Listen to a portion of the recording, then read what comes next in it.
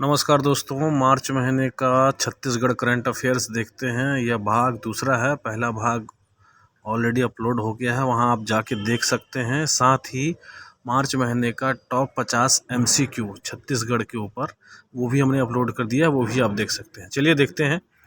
Narco test के लिए छत्तीसगढ़ अब आत्मनिर्भर बन गया है। राज्य सरकार ने नार्को टेस्ट के लिए जरूरी औपचारिकताएं पूरी कर ली हैं और रायपुर एम्स के साथ मिलकर इसके लिए जरूरी मशीनों भी मंगा ली गई हैं। साइबर अपराधों पर नकेल कसने के लिए सभी 5 रेंज मुख्यालयों में साइबर थानों की स्थापना की जा रही है। अपराधों पर लगाम लगे इसके लिए दुर्ग में फॉरेंसिक साइंस लेबोरेटरी कॉलेज की स्थापना भी की जाएगी। महत्वपूर्ण है, दुर्ग में फॉरेंसिक साइंस लेबोरेटरीज कॉलेज की स्थापना की जाएगी। अगला देखते हैं। वर्तमान में प्रदेश में 11 जिलों में डायल 112 की सुविधा थी, जिसमें अब 17 अन्य जिलों को शामिल कर दिया है। इस तरह से अब डायल 112 की सुविधा 28 जिलों में हो गई है। अगला देखते हैं। जांजगीर चांपा जिले के ग्राम बेहराडी में प्रदेश का पहला और देश का भी किसान स्कूल है, जिसके किसान ने छत्तीसगढ़ के 36 भाजी और धान के वैरायटी का पेटेंट करा लिया है। मनेंद्रगढ़ में भारत का 5वां जीवाश्म पार्क बन रहा है। यह एशिया का सबसे बड़ा फॉसिल्स हेरिटेज साइट होगा। महत्वपूर्ण है, प्रश्न इससे ज़रूर बनेंगे।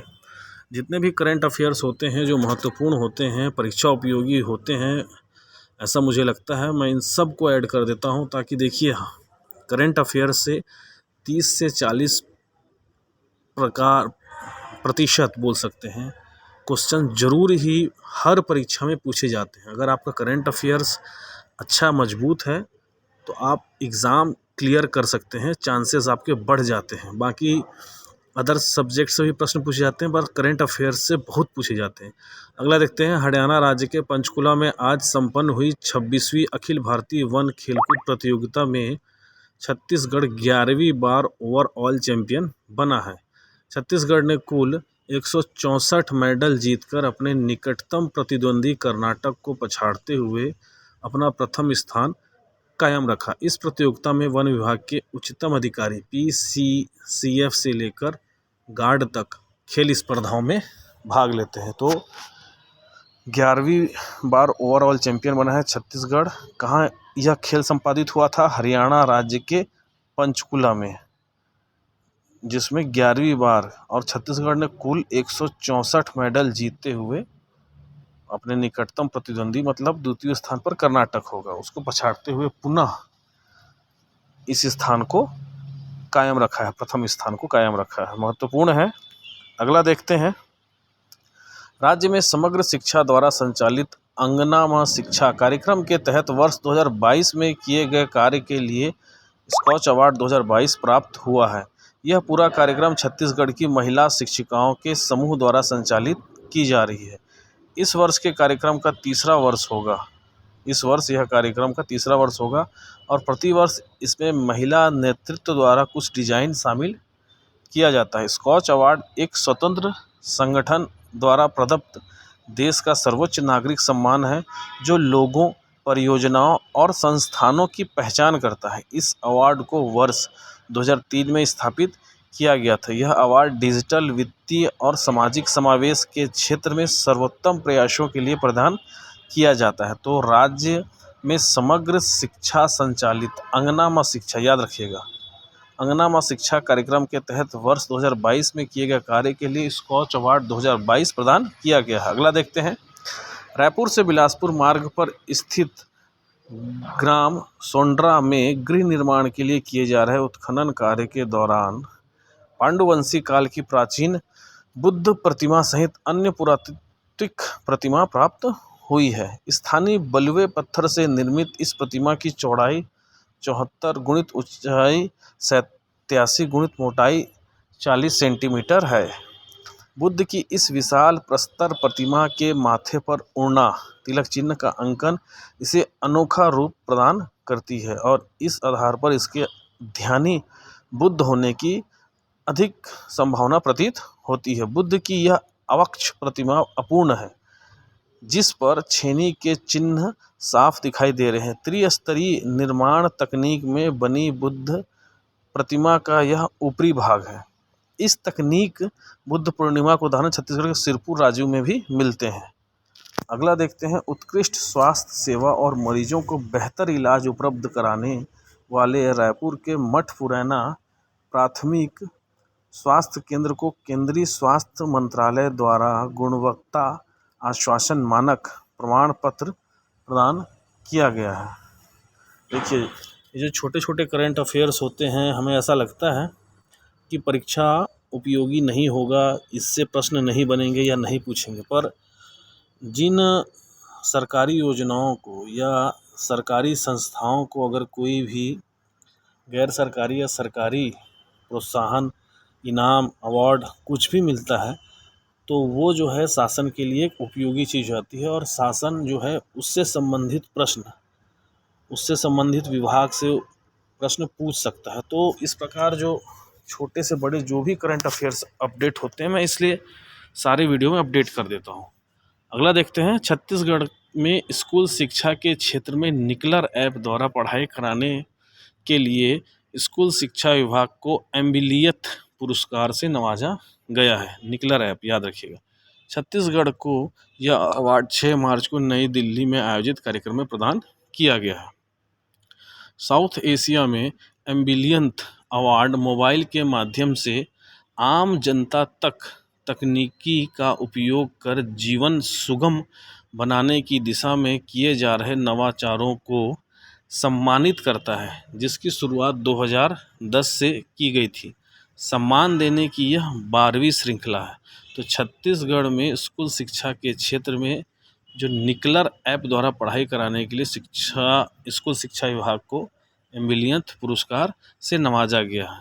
छत्तीसगढ़ को यह पुरस्कार 6 अप्रैल को नई दिल्ली में आयोजित कार्यक्रम में दिया गया। अगला देखते हैं, राजकीय पक्षी पहाड़ी मैना के संरक्षण और संवर्धन के लिए जगदलपुर के वन विद्यालय में स्थित मैना प्रजनन केंद्र को अब बंद किया जा रहा है। बंद करना भी इम्पोर्टेंट है, लेकिन परीक्षा को उपयोगी से इम्पोर्टेंट क्या है, 1992 में मैना की वंश वृद्धि के लिए गीदम रोड स्थित वन विद्यालय प्रजनन केंद्र को बनाया गया था। तो इसको बनाया कब गया था? 1992 में। आपको डाल सकता है कि इसको बंद कर दिया गया है, इसको कब जो है खोला गया था, कौन से सन में इसको खोला गया है, इस प्रकार के घुमा के प्रश्न पूछ सकता है। देखिए, अभी जो परीक्षा का पैटर्न चल रहा है, देखिए अब बहुत डीपली पूछता है और हर बार आप परीक्षा देते हैं, हर बार आदमी चौंकता है और इसलिए चौंकता है कि हम मोटी मोटी चीज़ों पे बहुत ज़्यादा फोकस करते हैं, बारीक चीज़ों पर नहीं करते। इसलिए मैं अपने वीडियो में छोटी हो या बड़ी हो, जो भी करंट अफेयर से रिलेटेड है, जो भी सरकार से, उनसे ज़रूर ही मैं बनाने की कोशिश करता हूँ। अगला देखते हैं, पतोरा की सरपंच श्रीमती अंजिता गोपेश साहू ने दुर्ग जिले का नाम रोशन किया है। वेस्ट वाटर मैनेजमेंट के लिए उन्हें स्वच्छ सुजल सम्मान से सम्मानित किया गया है। यह सम्मान उन्हें केंद्रीय जल शक्ति मंत्री गजेंद्र सिंह शेखावत ने प्रदान किया है। कार्यक्रम में राष्ट्रपति श्रीमती द्रौपदी मुर्मू भी मौजूद रही हैं। उल्लेखनीय है कि श्रीमती अंजिता ने अपने गांव में सजल वाटर ट्रीटमेंट के लिए अच्छा काम किया है। गांव में सोख्ता गड्ढे बनाए हैं तथा लगातार लोगों को स्वच्छता के लिए प्रेरित करने का कार्य किया है। फीकल सजल ट्रीटमेंट प्लांट भी स्थापित किया गया है। इसके माध्यम से 50 गांव तक सजल ट्रीटमेंट की व्यवस्था की गई है। महत्वपूर्ण है, इससे प्रश्न बनेंगे। अगला देखते हैं, राजधानी में चल रहे महिला मड़ई में दिखी महिलाओं की आर्थिक तरक्की की झलक। प्रदेश भर से महिला समूह अपने उत्पादों को लेकर यहां पहुंची है। इनमें जांजगीर का प्रसिद्ध कोशा, बस्तरिया आर्ट की विभिन्न कलाकृतियां, मिलेट के स्वादिष्ट खाद्य उत्पाद, हस्तशिल्प व अन्य सजावटी सामान ने प्रमुख रूप से लोगों को अपनी ओर आकर्षित किया। महिलाओं द्वारा इस मड़ई में 54 स्टॉलों के जरिए अपने समूह के उत्पादों में सामग्री की बिक्री सह प्रदर्शनी लगाई थी। अच्छा, आपको एक बात मैं बता देता हूँ कि इस वीडियो के बाद हम राष्ट्रीय करंट अफेयर्स पे जो मार्च महीने का था उसका MCQs लाएंगे, है ना। तो 25 MCQs हम लाएंगे टॉप, जो मार्च महीने के हैं, और इस प्रकार से हम डिटेल और एमसीक्यू दोनों के रूप में एमसीक्यूज करंट अफेयर्स लेके आते हैं, ताकि एक बार आप उसको पढ़ लें और दूसरे बार वो प्रश्न जब आए तो आपके दिमाग में बैठ जाए। आगे देखते हैं। दंतेश्वरी मंदिर में दंतेवाड़ा में आयोजित फागुन मड़ई के लिए बसंत पंचमी से शुरू होने वाला फागुन मड़ई में शामिल होने उड़ीसा, तेलंगाना, आंध्र प्रदेश और महाराष्ट्र के सीमावर्ती क्षेत्रों से लगभग 800 देवी देवताओं का आगमन होता है। फागुन मास के अंतिम 10 दिनों में आयोजित आदिवासी समाज की पारंपरिक देव शक्ति, आदिवासी संस्कृति और लोक नृत्यों का यह उत्सव अपने चरम पर होता है। आदिवासी लोक संस्कृति, परंपराओं एवं मान्यताओं को जीवित रखने के लिए राजा पुरुषोत्तम देव ने फागुन मड़ई की शुरुआत की थी। सब चीज़ आपको डाल देगा, पूछ लेगा कि किसने फागुन मड़ई की शुरुआत की थी। राजा पुरुषोत्तम देव ने फागुन मड़ई की शुरुआत की थी, जिसमें छत्तीसगढ़ के जो और लगे हुए राज्य हैं उनसे भी 800 देवी देवताओं का आगमन होता है। फागुन मास के अंतिम दिन मनाया जाता है, याद रखिएगा। प्रधानमंत्री ग्रामीण आवास योजना के तहत छत्तीसगढ़ में 8,44,000 आवास पूर्ण किए जा चुके हैं। इस योजना में राज्य के 11,76,150 आवासों के लक्ष्य के विरुद्ध 11,76,067 आवासों की स्वीकृति दी जा चुकी है, जो लक्ष्य का 99.99% रहा है। आवासों के पूर्णता के प्रतिशत में छत्तीसगढ़, असम, गुजरात, केरल, महाराष्ट्र, उड़ीसा, पंजाब, तमिलनाडु, त्रिपुरा, उत्तराखंड, आंध्र प्रदेश और कर्नाटक राज्यों से बेहतर स्थिति में है। छत्तीसगढ़ में लक्ष्य के 71.79% आवास पूर्ण किया चुके हैं। देखते हैं, ये परीक्षा उपयोगी तो नहीं है पर हमको जानकारी के लिए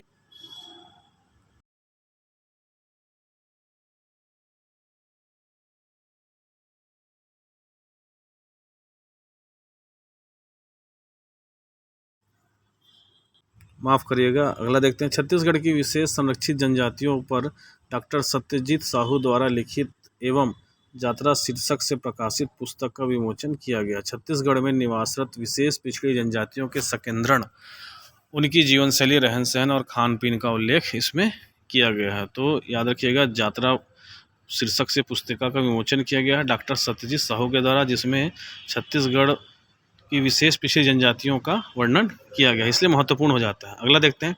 स्वच्छ भारत मिशन ग्रामीण अंतर्गत स्वच्छ सर्वेक्षण ग्रामीण 2023 में जिला रायपुर ने तिमाही अक्टूबर से दिसंबर 2022 के मध्य क्वार्टरली प्रोग्राम रैंकिंग में सर्वोत्तम प्रदर्शन कर राष्ट्रीय स्तर के रैंकिंग में दूसरा स्थान प्राप्त किया है। भारत सरकार के जल शक्ति मंत्रालय द्वारा सर्वेक्षण किया गया है, जिसमें कर्नाटक के हावेरी जिला को प्रथम तथा कर्नाटक के बेंगलुरु अर्बन डिस्ट्रिक्ट को तीसरा स्थान मिला है। अगला देखते हैं। संत कवि श्री पवन दीवान के नाम से कविता लेखन के क्षेत्र में राज्य अलंकरण पुरस्कार प्रदान करने की महत्वपूर्ण घोषणा की गई है। यह पुरस्कार आगामी राज्य अलंकरण समारोह से प्रतिवर्ष प्रदान किए जाएंगे। पद्मश्री डॉक्टर सुरेंद्र दुबे को विप्रकुल गौरव शिखर सम्मान 2023 से नवाजा गया। महत्वपूर्ण यह है कि संत कवि श्री पवन दीवान के नाम से कविता लेखन के क्षेत्र में राज्य अलंकरण पुरस्कार प्रदान किए जाने की घोषणा की गई है, और यह पुरस्कार आगामी राज्य अलंकरण पुरस्कार समारोह से दिए जाएंगे। डायरेक्ट प्रश्न बन सकता है कि कविता लेखन पवन दीवान जी के नाम से किस लेखन में जो है राज्य अलंकरण पुरस्कार दिया जाता है। कविता लेखन या इसके बारे में या घुमा के प्रश्न पूछ सकता है। आपको क्लियर रहना है कि किनके नाम से ये दिया जा रहा है। अगला देखते हैं। 31 जनवरी 2021 को डेनेक्स की पहली यूनिट की शुरुआत गीदम विकास खंड अंतर्गत ग्राम हारम में की गई थी। दंतेवाड़ा जिले में हारम के बाद अब कटे कल्याण, छिंदनार, बारसूर, कार्ली में डेनेक्स की कुल 5 यूनिट स्थापित की गई थी। मतलब याद रखिएगा कि डेनेक्स की 5 यूनिट स्थापित की गई है। पहला जो यूनिट था हारम था, है ना। अब जो है टोटल 5 हो गए हैं। ये महत्वपूर्ण है, पूछ सकता है। डेनेक्स जो है छत्तीसगढ़ शासन की एक योजना के तहत कार्यक्रम है, याद रखिएगा। अगला देखते हैं। छत्तीसगढ़ के प्रसिद्ध भोरमदेव मंदिर के नाम से आयोजित होने वाले भोरमदेव महोत्सव 2023 का आयोजन इस आगामी 19 और 20 मार्च को किया जाएगा, जो हो चुका है। यह 27वां भोरमदेव महोत्सव होगा। छत्तीसगढ़ के प्रसिद्ध ऐतिहासिक, पुरातात्विक, धार्मिक, पर्यटन और ऐतिहासिक महत्व के स्थल भोरम देव की ख्याति को बढ़ाने प्रति वर्ष महोत्सव का आयोजन किया जा रहा है। डायरेक्ट पूछ सकता है भोरम देव महोत्सव किस जिले में आयोजित किया जाता है। स्वास्थ्य विभाग हमर अस्पताल और हमर लैब के बाद अब हमर क्लिनिक के माध्यम से रायपुर वासियों के स्वास्थ्य सुविधाओं में इजाफा करने जा रहा है। राष्ट्रीय स्वास्थ्य मिशन के सहयोग से रायपुर के 52 शहरी स्वास्थ्य केंद्रों का हमर क्लिनिक के रूप में उन्नयन किया जा रहा है। प्रदेश भर के विभिन्न नगरीय निकायों जिसमें नगर निगम, नगर पालिका और नगर पंचायत शामिल है 182 हमर क्लिनिक शुरू किए जा रहे हैं। हमर क्लिनिकों में मरीजों के लिए 70 तरह की दवाइयों की व्यवस्था की जा रही है। महत्वपूर्ण है, स्वास्थ्य विभाग की योजना है हमर अस्पताल हमर लैब, ये भी स्वास्थ्य विभाग की योजना है, और हमर क्लिनिक ये भी, और 182 हमर क्लिनिक शुरू किया जाएगा। हमर क्लिनिकों में मरीजों के लिए 70 तरह की दवाइयों की व्यवस्था की जाएगी। ये 3-4 जो है महत्वपूर्ण पॉइंट हैं इस योजना से संबंधित। तो जब योजना का जिक्र करता है तो हो सकता है कि 4 पॉइंट दे दे। अगर ये वीडियो आपको अच्छा लगा है तो चैनल को जरूर सब्सक्राइब करें।